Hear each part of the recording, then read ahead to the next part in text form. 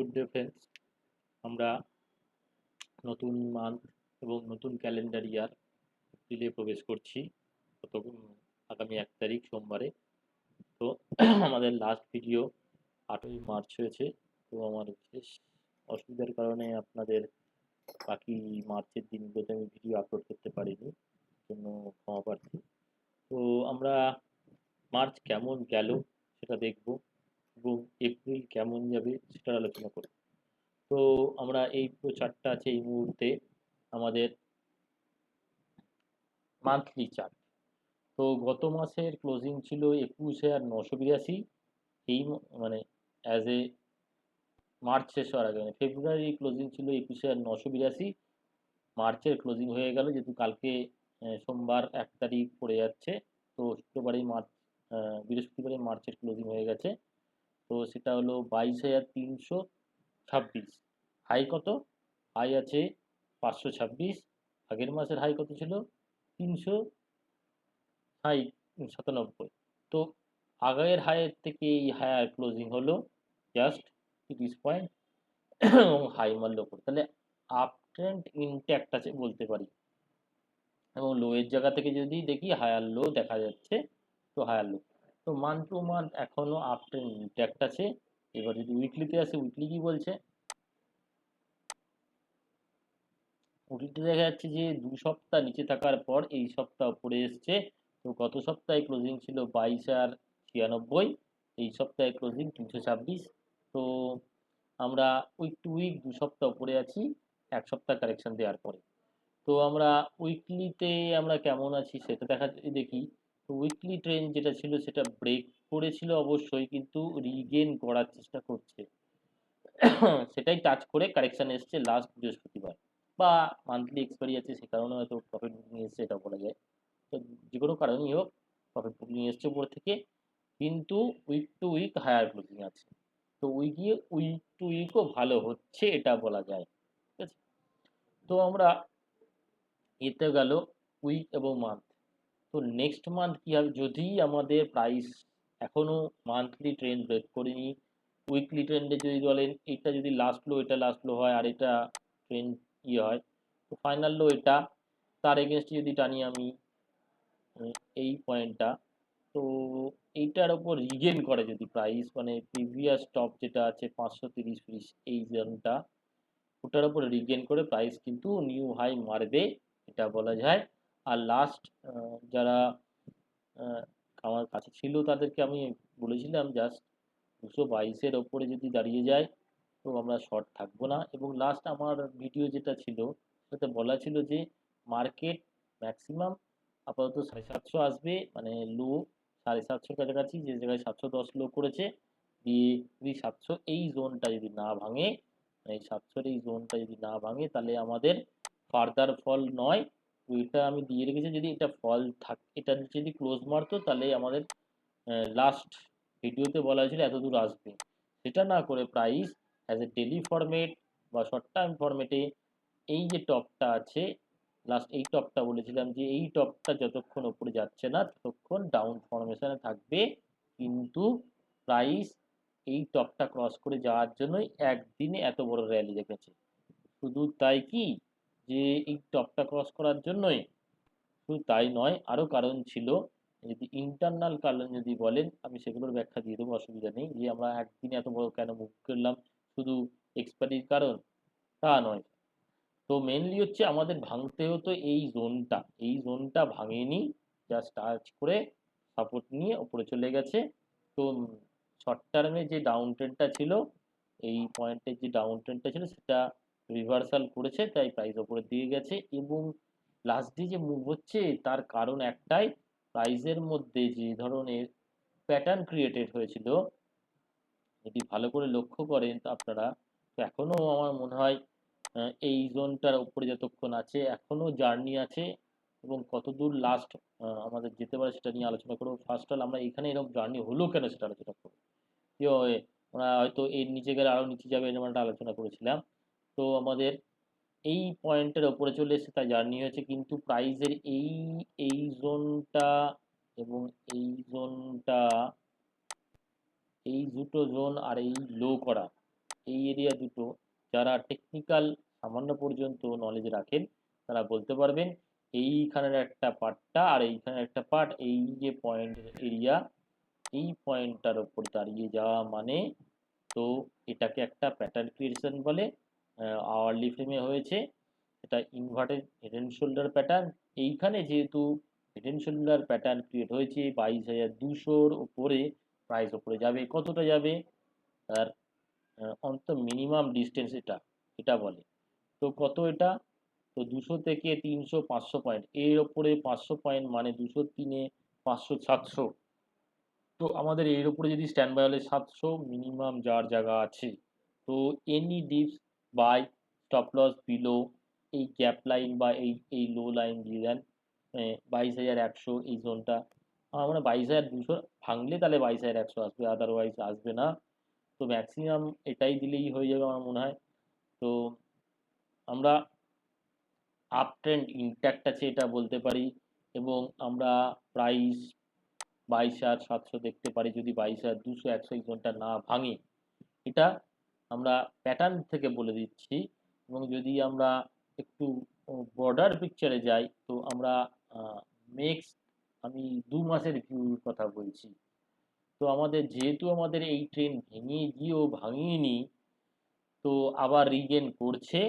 তো আমাদের এখান থেকে একটা কারেকশন স্টার্ট হয়েছে, ওর কারেকশন মুভে গিয়ে আবার কারেকশন দেওয়ার চেষ্টা করেছে। তো আমরা এই পয়েন্টটা কত দূরে এলো সেটা আলোচনা করব।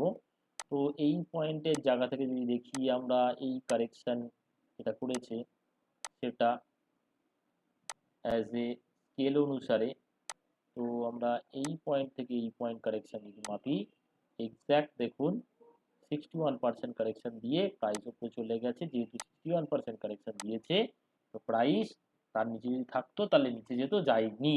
তো এবার উপরে যাবে বলতে চাইছে, 61%-এর নিচে যখন নেই তাহলে উপরে যাবে। তাহলে এই যে যাচ্ছে, তাহলে এটার কত পার্সেন্ট জার্নি করেছে, এটার যদি আমরা মাপ দিই, তো সরি, এটার আমাদের 100% গিয়েছে, তাহলে 61% এরিয়াটা কোথায়, এই পয়েন্টে আমাদের 61% এরিয়া আছে। 22,222, যেটা আমি সবাইকে বলেছিলাম যে 22,222-এর ওপরে যদি দাঁড়িয়ে যায় তাহলে প্রাইস কিন্তু আর কারেকশন দেবে না, উপরের দিকে যাবে। তো আমি ভিডিওতে আপলোড করতে পারিনি, জাস্ট আমি ভাই কেউ আমাকে জিজ্ঞেস করলে আমি বলে দিয়েছিলাম। তো আমাদের এবারকের কি প্রবলেম, এবার আমরা কি বলেছিলাম, লাস্ট যদি আমরা এখান থেকে কারেকশন মাপি, তো এই কারেকশন আমাদের ম্যাক্সিমাম এটা যদি ব্রেক করে আমাদের এই পর্যন্ত আসবে, ব্রেক করেনি, আসেনি। ওকে, এটা আউট অফ সিলেবাস হয়ে গেছে। তাহলে আমাদের উপরের জার্নি কত যদি এটা ক্রস করে, তো উপরে ম্যাক্সিমাম জার্নি আগামী ইলেকশন টাইম পর্যন্ত আমার মনে হয় ম্যাক্সিমাম জার্নি হতে পারে। তো আমরা সেটা মাপবো কত, তো নর্মাল কারেকশন যেরকম দিচ্ছে সেরকমই দেবে। তো আমরা এই পয়েন্টে এখান থেকে কারেকশন দিয়েছে, এই পয়েন্ট থেকে যদি মাপি, তো আমাদের ম্যাক্সিমাম জার্নি 61% ধরছি, তো সেটা হবে 23,200-র আশেপাশে এই পয়েন্টে ম্যাক্সিমাম জার্নি এটা। কিন্তু কন্ডিশন দাঁড়ান আমি মডিফিকেশন করে দেখি,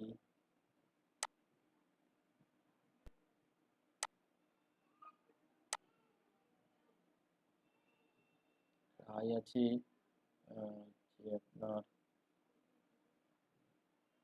22,115,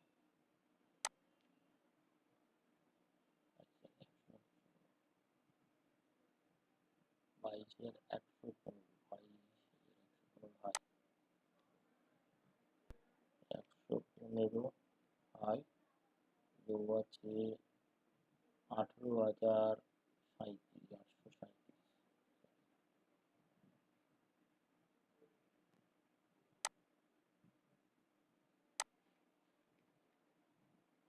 837, 837, আর এটার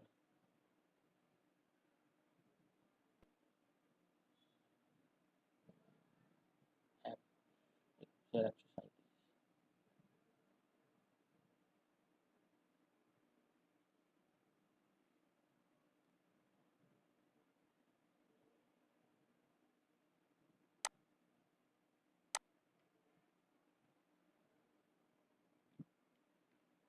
পারফেক্ট লেভেল এবার আমাদের এসে গেছে। তো আমাদের 61% হচ্ছে 23,162। তো কন্ডিশন কি থাকবে? আমাদের কন্ডিশন একটাই থাকবে, এই 390, তো রাউন্ড ফাগারে 400-400-র ওপরে ক্লোজিং চাই। তো আমাদের ক্লোজিং কততে আছে? আমাদের 326। 400-র ওপরে যদি এনি ক্লোজিং আসতে শুরু করে কামিং ডেজ, মানে আগামী সপ্তাহের কোনো দিনে ক্লোজিং আসতে শুরু করে, আমরা আগামী 2 মাসের ভিউ বলছি, আমরা কিন্তু 23,162 পর্যন্ত যাওয়ার জায়গা আছে, এটা বলতে পারি। কন্ডিশন একটাই, 400-র উপরে স্ট্যান্ড বাই হতে হবে। এটা এটা গেল ব্রড পিকচার। আমরা ছোট পিকচারে যদি আসি, অ্যাজ এ ডেলি ফরম্যাটে আসি, মানে আমরা ট্রেডিং করতে যেটা ব্যবহার করি সেটা অনুসারে, তো আমাদের 700 তো রাউন্ড ফিগারে আছেই সেই জায়গা থেকে। তো আমরা এই যে এই কারেকশনটা কমপ্লিট করেছে, ধরে যদি নিই আমরা, যে এই যে রিগেন করতে গেলে এর কন্ডিশনে কত দূর যাবে। তো আমাদের এইখানে পয়েন্ট থেকে আমরা এই পয়েন্টের, সরি, আমরা এর ক্যালকুলেশন করতে যাই। তো দেখা যাক কত দূর আমরা গিয়েছি আর কত দূর যাবে। দেখুন, অলমোস্ট 61% দাঁড়িয়ে আছে 560-এর কাছাকাছি। যদি এটার ওপর দাঁড়াতে পারে আগামী দিনে, আমরা দাঁড়িয়ে আছি কোথায়, দেখুন আমরা যতক্ষণ এইটার ওপর দাঁড়িয়ে আছি, নো প্রবলেম, প্রাইস ওপরের দিকে যাবে এবং প্রাইস 530-560 এটাও রিগেন করবে। যতক্ষণ 222-230 এই জোনটার উপর দাঁড়িয়ে আছে ওটা দূর যাবে। এবং এটা যদি ক্রস করে 100% এরিয়া কোথায় আছে? 100% এরিয়া আছে আমাদের 23,000-এর আশেপাশে। তো আমরা এত দূর যাওয়ার জায়গা আছি যদি 560-এর উপর বন্ধ করে দেয়। কন্ডিশন 560 এক। যদি প্রাইস আগামী মাসে 560-এর উপর ক্লোজিং মারে, তো আমরা বোথ সাইড থেকে 23,000-এর দিকে যাচ্ছি, এটা বলতে পারি। কন্ডিশন এক সাইড, 22,200 ভাঙলে, 201 জোনটা ভাঙলে চলবে না। এবং আরও শর্টার টাইম ফ্রেমে যদি দেখুন, আমরা যদি দেখি এই পয়েন্টের জায়গা থেকে যদি দেখি, তো আমরা এই ট্রেন্ডটা ভেঙেছে, সেটা রিগেন করেছে, এটার উপর স্ট্যান্ড বাই, মানে এই 530 এটার উপর স্ট্যান্ড বাই হয়, তাহলে এই ট্রেন্ড লাইনকে ছুঁয়ে নিয়েছে। ক্লোজিং উপরে যদি মারে, ট্রেন্ড আবার ইনট্যাক্ট হয়ে যাচ্ছে, প্রাইস উপরের দিকে যাবে। তো আমরা কামিং ডেতে ছোট টাইম ফ্রেমে যদি দেখি, আরও যদি আরও ছোট অ্যানালিসিস করতে আসেন, আমি অতটা টাইমের বলবো না, আমি 30 মিনিট টাইম বলছি। খুবই 15 মিনিট খুবই ছোট হয়ে যায়, ট্রেড করে সেরকম হয় না। তো আমরা আমাদের জোন কোথায়? এই পয়েন্টটার উপরে প্রাইস উপরে যাচ্ছে, মানে ইনভার্টেড ন্যাশনাল জায়গা থেকে উপরে, তাহলে এই জোনটার টার্গেট কোথায় আছে? তো আমরা এইখান থেকে যদি দেখি, তো আমরা দেখুন এক্স্যাক্ট 515 এত দূরে গিয়েছে প্রাইস। ঠিক আছে, প্রাইস এই পর্যন্ত যাওয়ার ছিল বৃহস্পতিবার, যেহেতু এটার উপরে দাঁড়িয়ে আছে সেই জন্য প্রাইস ওপরে 261% পর্যন্ত যাওয়ার জায়গা ছিল, গিয়েছে।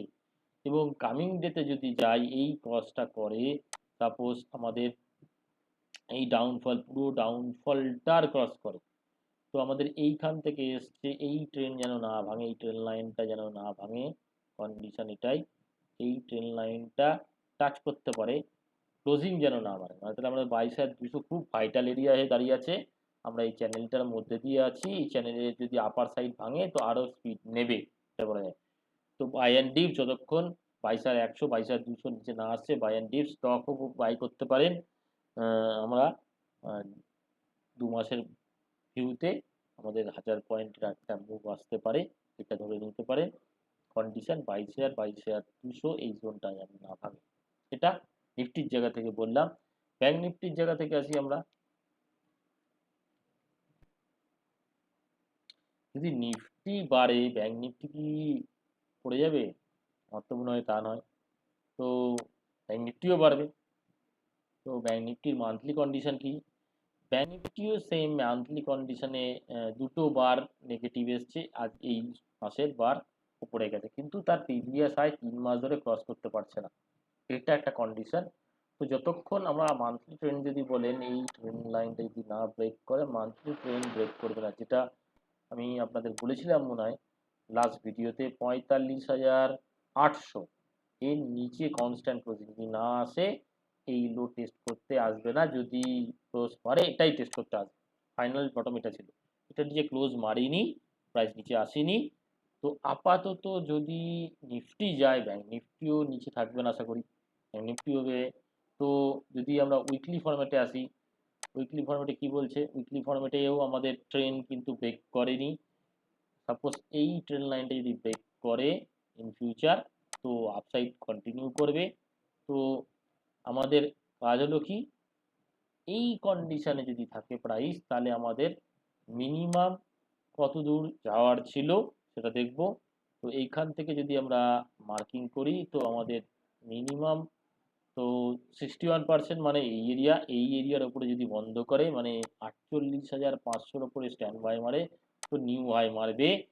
কিন্তু প্রাইস মিনিমাম আমাদের এত দূর যাওয়ার ছিল পুল ব্যাক, সেই পর্যন্ত এসছে, এটার উপরে স্ট্যান্ড বাই আছে, মানে আমরা 46,800-900 এই জোনটার উপর স্ট্যান্ড বাই আছে, মানে আমরা এটা টেস্ট করতে যেতে পারি, মানে 47,500 এটা টেস্ট করতে যাব। এবং এটার ওই ট্রেন লাইনটা যদি ব্রেক করে, তো আমরা উপরে যাব 61%, 48,500, এটার উপরে স্ট্যান্ড বাই যদি হয় তাহলে 100% যাবে আমাদের, সেটা হচ্ছে প্রায় 50,900। আগামী 2 মাসের ভিউ বলছি আমি, মানে এই মাসের কথা বলছি না, কারণ ইলেকশন ইয়ার, ইলেকশন টাইম 2 মাসের, সেই জায়গা থেকে আমি 1 মাসের ভিউ বলছি না, 2 মাসের ভিউ কিন্তু এটা ফার্স্টেই বলে রাখলাম।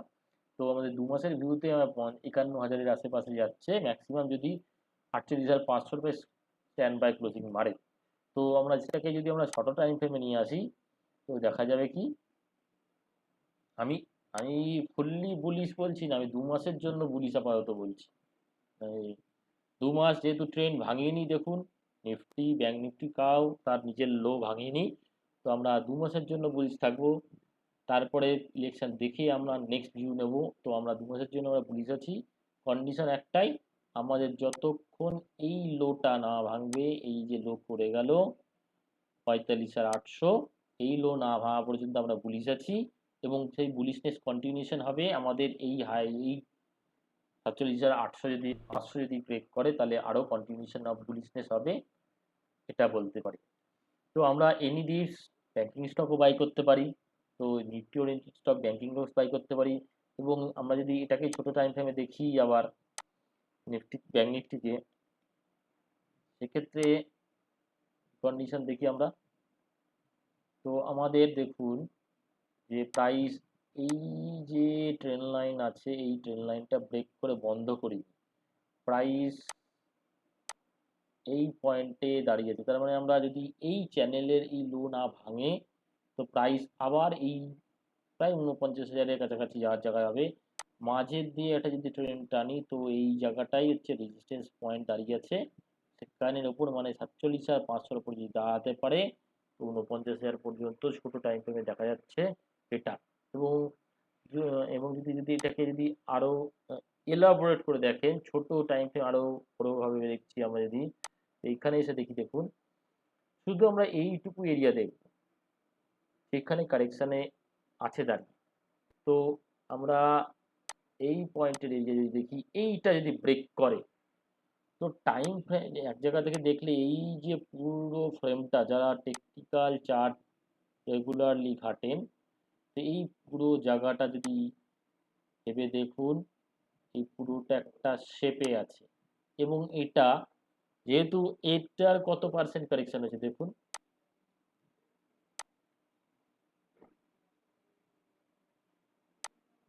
তো 50% থেকে 60% এগিয়ে দাঁড়িয়ে আছে। তো এটাকে বলা হয় যে প্রাইস যেহেতু তার নিচে যায়নি, তো এই টোটাল ফর্মটা একটা রাউন্ডিং ফরমেশনে আছে, এবং তার সাথে এটা ক্রিয়েট করছে হ্যান্ডেল।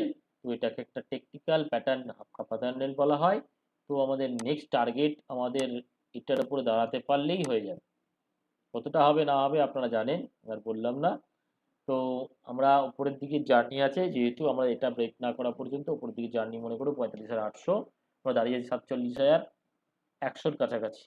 ওকে, তো 47,500 ক্রস করলে আমরা 49,000 পর্যন্ত যাবে। এবং যদি আমরা এইটা আহ, এই এই সেন্সে এই কারেকশনটার মাফিক যদি আমরা শর্টার টাইম ফ্রেম মানে কামিং সপ্তাহের জন্য বা কামিং 2-3 দিনের জন্য যদি ভাবি, তো আমাদের মনে হয় 2-3 দিনের মধ্যেই ব্রেক করা হলে এই দুদিনের মধ্যে ব্রেক করে দেওয়া হয়তো ওপরের দিকের লেভেল। তো যদি হয় তাহলে শর্টার টাইমের টার্গেট কত? তো এই টাইম ফ্রেমের যদি জায়গা থেকে দেখি, তো আমরা আসছি 61%। তাহলে আমরা উপরের দিকে 61% কোথায় দাঁড়িয়ে আছে দেখি, এই জোনটার থেকে।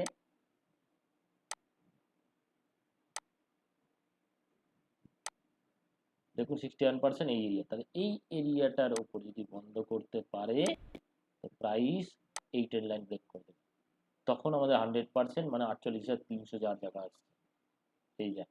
তো আমাদের ট্রেন লাইন ব্রেক করলে পরপর স্টেপ বাই ওয়াইজ ওপরের দিকে যাবে। তো আমাদের যতক্ষণ এই কামিং ডে মানে সোম মঙ্গলবারের মধ্যে যদি 47,500 এই জোনটার উপর দাঁড়িয়ে যেতে পারে, 400-500 এই জোনটার উপর দাঁড়িয়ে যেতে পারে, প্রাইস আমাদের 48,500 যে রেঞ্জটা আছে সেটা রিগেইন করবে আমার মনে হয়। তো স্টপ লস কোথায় দাঁড়িয়ে আছে, স্টপ লস আমাদের ম্যাক্সিমাম স্টপ লস যদি বলেন, তো আমরা এই পয়েন্টটা দিতে পারি ক্লোজিং অনুসারে যদি দেখি,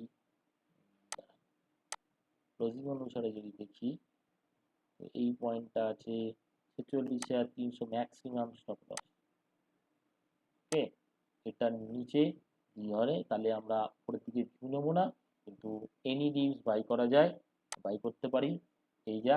এবং কন্টিনিউ আমার মনে হয় কারেকশন দিয়ে উপর নিচে, কারণ এমন দেখা যাচ্ছে যে প্রাইস আমি যদি আজকে সকালবেলায় পজিটিভ নিই বিকালবেলায় নেগেটিভ হয়ে যাচ্ছে, তো পজিশনাল করা যাচ্ছে না। তো ট্রেডিংয়ের জন্য 1-2 আওয়ার্স আপনারা ট্রেডিং করুন, অ্যাজ এ ইন্ডেক্স ট্রেডিং যদি বলুন আমি বলছি। তো সেখানে প্রফিট থাকলে বুক করে বেরিয়ে আসুন। তো নেক্সট আর পরের দিন দেখুন হ্যামসাম প্রফিট হয়তো 2-1 ঘন্টাও হয়ে যেতে পারে এরকম।